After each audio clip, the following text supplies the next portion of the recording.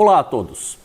A intenção desta videoaula é mostrar o funcionamento de um carregador de bateria. Na verdade, nós vamos fazer o projeto de um carregador de bateria, onde a tensão de entrada vai ser a saída de uma ponte retificadora de 12 volts RMS. Portanto, a tensão de entrada vai ser 12 raiz de 2, que dão esses 17 volts. E a tensão de saída vai ter que carregar uma bateria de 12 volts. Uma bateria descarregada pode ter bem seus 10 volts, ou talvez menos. E quando ela está carregada, em aberto, ela vai ter em seus terminais uma tensão de quase 14 volts.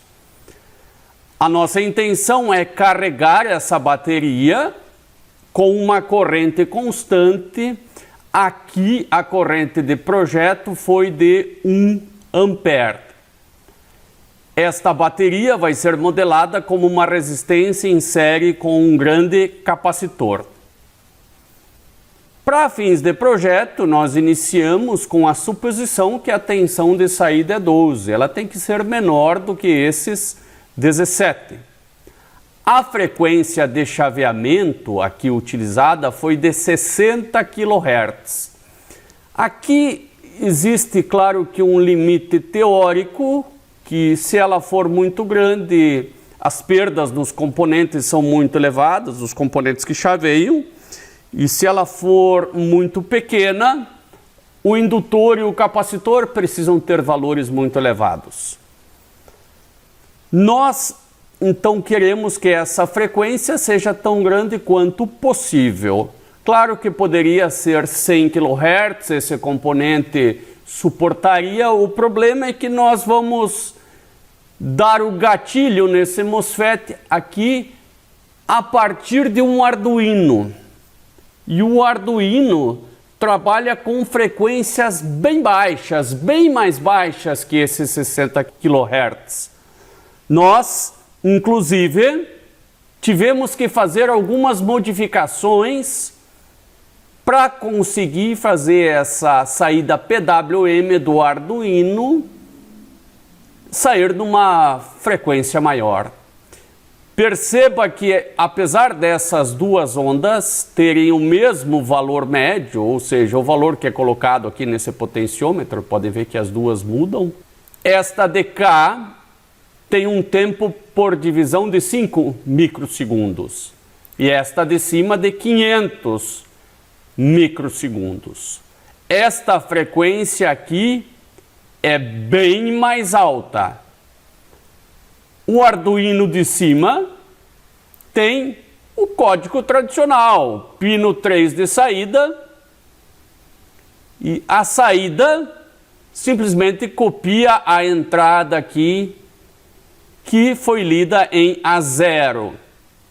O segundo Arduino basicamente é a mesma coisa, contudo nós definimos o pino 5 aqui antes com uma linha a mais. E esta linha a mais vocês vão tirar desse site aqui em cima, que eu vou deixar na descrição do vídeo. Aqui nós temos os pinos D3 e D11 que podem atingir 30 kHz, os pinos D5 e D6 que podem atingir até 62 kHz. Por isso então que nós colocamos como 60 Hz a frequência que nós definimos de chaveamento. O delta IL da corrente nós definimos como 10%, então 10% da corrente de saída, e o delta VC como 1% da tensão de saída. A partir desses dados de entrada, tudo que está em preto é calculado. Então é calculado a corrente do meu transformador e dos meus diodos, o duty cycle, o valor do indutor, do capacitor, não do transistor. O transistor a gente vai ter que calcular manualmente. Aqui apenas foram colocadas a tensão e a corrente de cada elemento para especificar na hora da compra. As fórmulas para se calcular o indutor e o capacitor são essas duas. Qualquer dúvida em como chegar a essas fórmulas, elas são feitas apenas em análise de circuitos. Tem um site aqui muito bom que eu vou deixar na descrição do vídeo, é uma videoaula do YouTube que ensina passo a passo como calcular cada uma dessas fórmulas, como chegar na equação do cálculo do indutor e do capacitor. É desse canal aqui, Fundamentos de Eletrônica de Potência. Muito bem, calculados o indutor e o capacitor, nós montamos o circuito com aquele valor de indutância e capacitância. Aqui eu tenho a carga nada mais é do que uma pequena resistência em série com uma capacitância que tem uma tensão inicial V0. Deixei tudo em função de variáveis e isso vai funcionar muito bem desde que eu execute um arquivo que eu chamei de entrada primeiro, onde eu defino todas essas variáveis. Verifiquem aqui tensão inicial da bateria de 10, resistência interna da bateria de 2. Aqui eu defini uma capacitância em função da resistência, porque eu tinha que definir um tempo aqui de simulação de 5 tal.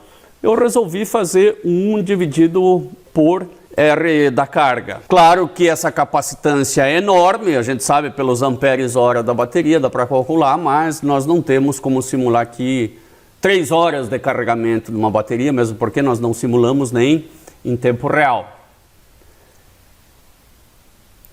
Esses valores eles são inseridos aqui em Modeling, Model Settings, Model Properties, Callbacks, Init Funct. Então eu executo aquele arquivo entrada que está no mesmo diretório e quando termina eu executo o arquivo saída que vai me gerar alguns gráficos apenas.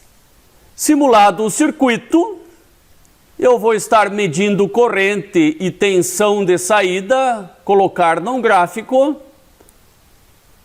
Ainda, se a tensão de saída for menor do que E0, que é o 14 volts que eu defini, vai continuar carregando a bateria com um controle PI que foi definido. Dou um clique duplo aqui, entro no meu controle PI. 1 sobre S é uma integral, então essa é a parte I e essa é a parte P. Aqui eu coloquei uma saturação apenas para que o duty cycle não passe de 100%. Caso a tensão chegue a 14 volts, ele vem para o else, e o que acontece aqui é que a simulação vai parar. A simulação vai parar se passar de 14 volts e se o tempo for maior do que 10 milissegundos. Porque de repente de arrancada até pode dar 14 volts ali, apenas na partida do sistema. E aonde está dizendo que vai parar? Está dizendo aqui, ó. Vai dar um stop. Para cá só vem se dar 14 volts e o tempo der mais do que 10 milissegundos, daí ele para. Bom, vamos simular. Simulação já iniciou. Nós podemos acompanhar por aqui o duty cycle. Vejam que ele começa em 65 e vai aumentando. Vou acompanhar aqui agora tensão. A tensão está aumentando, né? E a corrente fica fixa aqui em 1 ampere, porque assim nós fixamos 1 ampere. E a bateria vai sendo carregada. Como é que nós sabemos? Porque a tensão está subindo. A tensão está subindo e a corrente está constante. A partir do momento em que chegar a 14 volts, cessa o carregamento da bateria. Isso vai acontecer aqui por 0,9 segundos, um pouquinho mais. Quase 1 segundo. O arquivo de saída é apenas o arquivo que gera esses dois gráficos de forma mais bonita para colar no Word, no LaTeX, ou enfim, em qualquer arquivo de texto ou apresentação. Percebemos aqui muito bem, né, a tensão até chegar em 14 volts. Vamos dar uma espiadinha se é 14 mesmo. Clica ali, ó, 13,95. A corrente de carga é constante em torno de 1 ampere, garantindo com que a bateria não se danifique, porque uma sobrecorrente naturalmente estraga a bateria. Não é tão importante, então, a tensão constante no carregamento, mas sim como uma corrente constante para que a bateria seja carregada lentamente e não de forma abrupta. Vou deixar aqui na descrição do vídeo todos os links que eu comentei com vocês. Vou deixar também links de transistores de MOSFET para serem utilizados e de drivers. Fica o desafio agora para os meus alunos montar esse sistema na prática funcionando. Qualquer dúvida é só colocar aqui nos comentários. Um grande abraço a todos e até mais.